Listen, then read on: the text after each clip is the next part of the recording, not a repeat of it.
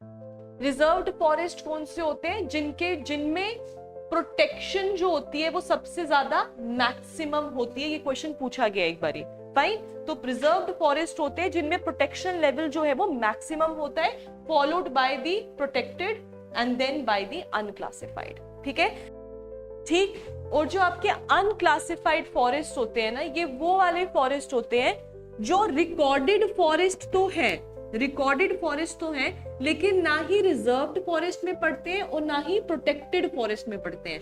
मतलब unclassified forest are recorded forest which do not lie under the reserved or protected category, उनको हम unclassified कहते हैं। ठीक है, अब एक होता है आपका जिसको हम वेस्ट लैंड कहते हैं। ठीक है, जब हम ये कर लेंगे ना फॉरेस्ट कंजर्वेशन एक्ट, तो मैं आपको, जब हमने करंट करना है अब, क्योंकि कल वी वर बिजी, तो मैं आज वो स्क्रूटनी नहीं कर पाई कौन कौन से करंट अफेयर्स करवाने हैं आपको, तो हम कल करेंगे मोस्ट प्रोबेबली। उसमें हम बाकी लैंड्स के बारे में भी पढ़ेंगे कि कौन सी वाली लैंड कौन सी कैटेगरी में आती है। ठीक है, सो एक होता है आपका मेजर क्लासिफिकेशन में जिसको हम वेस्ट लैंड कहते हैं। वेस्ट लैंड क्या होती है? वेस्ट लैंड होता है barren land, barren land, right. अगर आपने सुना होगा अभी कुछ 3-4 महीने पहले, 3-4 नहीं 5-6 महीने पहले गवर्नमेंट जो है वो बोल रही थी जो भी वेस्ट लैंड्स हैं, या तो आप लोग इसको लीज पे ले लो, या तो उसको गवर्नमेंट जो है वो, जो गवर्नमेंट की वेस्ट लैंड है उसको वो लोगों को बोल रही थी आप इसको जो है वो लीज पे ले लेते हो। वो कौन सी लैंड होती है? वो आपकी वेस्ट लैंड होती है। मतलब ये वो बैरन लैंड है जहां पर कोई एक्टिविटी, जिसमें आपका एग्रीकल्चर आ जाए, कमर्शियल आ जाए या फॉरेस्ट आ जाए, वहां पे ये तीनों एक्टिविटीज जो है वो हो नहीं रही होती है, लैंड जो है वो बंजर बड़ी होती है, उसको बोला जाता है आपका वेस्ट लैंड। ठीक है, अब वेरी इंपॉर्टेंटली ये वेस्ट लैंड्स को बताता कौन है कि कौन सी वाली लैंड जो है वो वेस्ट लैंड के अंडर आएगी? कौन सी मिनिस्ट्री बताएगी, है ना? ठीक है, तो याद रखना ये बताता है मिनिस्ट्री ऑफ रूरल डेवलपमेंट। ठीक है, सो रूरल डेवलपमेंट बताएगा कौन सी लैंड जो है वो वेस्ट लैंड है। लिखो, अब ये डेवलपमेंट में क्यों रूरल डेवलपमेंट में आता है? क्योंकि ये वेस्ट लैंड है और आपके अर्बन एरियाज में वेस्ट लैंड को ढूंढ पाना मुश्किल ही नहीं नामुमकिन है।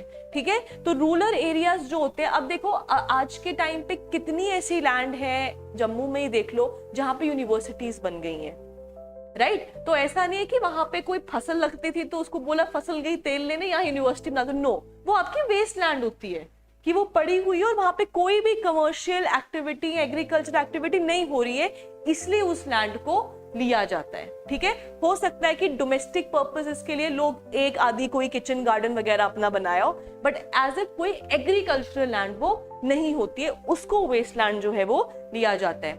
एंड सिंस इन एरियाज को डेवलप कर सकते हैं, इन लैंड्स को यूज कर सकते हैं, इसलिए ये इन्वायरमेंट के अंडर नहीं आएगा। क्यों? क्योंकि इन्वायरमेंट मिनिस्ट्री कभी भी कमर्शियल पर्पस के लिए आपको चीज यूज करने नहीं देगी।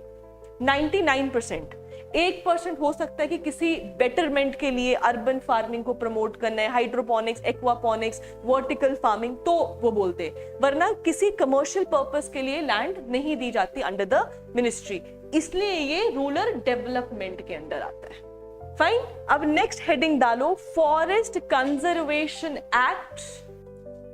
फाइन, अब ये वाला एक्ट जो है ना, हो सकता है आपको प्रीलिम्स में आए, प्रीलिम्स में तो आ ही सकता है, लेकिन आपको मेंस में ना इस एक्ट के अगेंस्ट या फॉर में बोलने के लिए आ सकता है कि आप बता दो कि फॉरेस्ट कंजर्वेशन एक्ट जो अभी अमेंडमेंट हुआ है 2022 का, और अभी 2023 में अप्रैल के महीने में ये पास हो चुका है दोनों हाउसेस से।